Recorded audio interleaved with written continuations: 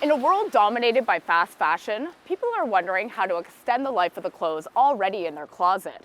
This Halifax Garment Market wants to help. Let's go check it out.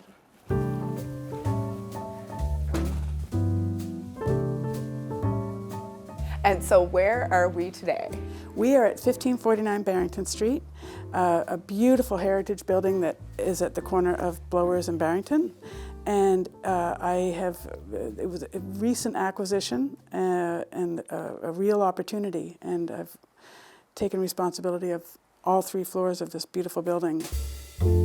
Upstairs is really exciting because we've got a taille.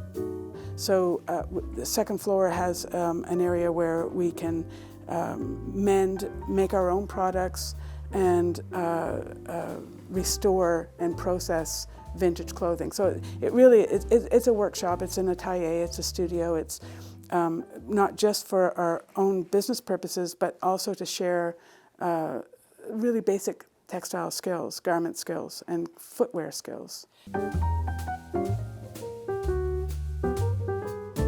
You know, buttons are often the first thing to fail on clothing. They get used a lot, especially kind of like jacket buttons. And a lot of people end up throwing out their clothing because a button breaks and they don't know how to sew back on a button, even though it's quite a simple process.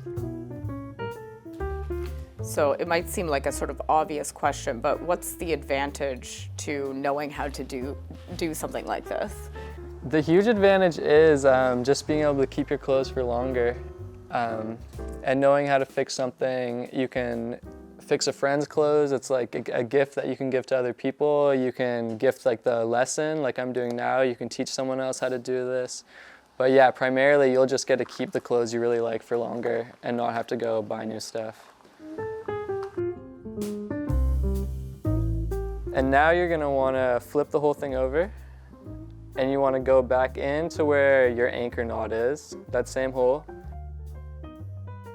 Yeah, I think that young people are starting to get a little more interested in fashion in general, and maybe like a bit more interested in trends and just seeing how like these things that were popular in the 80s or the 90s or the 70s, they all become popular again. So I think a lot of people are tuned into this idea of, you know, maybe I shouldn't throw out this stuff now. Like maybe my kids are gonna want this in 30 years.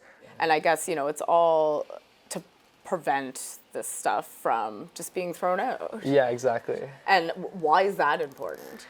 That's important just because you just got to think of the landfills. Like there's landfills with perfectly good jackets, warm jackets, that are just thrown out just because the zipper doesn't work, you know? And like I said with buttons, zippers are often the first part of a jacket to break. So, you know, everything else might be perfect on the jacket. The lining might be so nice, but people will throw it out because they can't zip it up.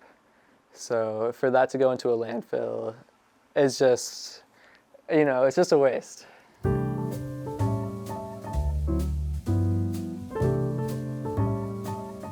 They'll last another lifetime. They're so beautifully made.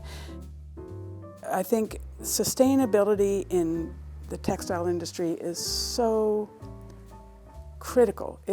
The fashion industry, from start to finish, has become very toxic with synthetics and how things are made and what happens to the end of their life cycle. And I'm trying to mitigate in my little way and parlaying that kind of understanding and knowledge and passion to consumers. I think that the whole world is becoming aware of that whole mantra of the right to repair, and whether it's your shoes or your clothing or appliances. So I think the more equipped we are and the less intimidated we are by things that we use and need and love and cherish, then we'll have a less disposable economy.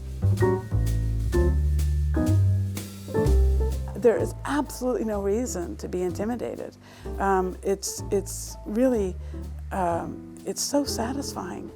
And I reckon anyone who picks up a needle and thread for the first time and starts to experiment, you're gonna get hooked.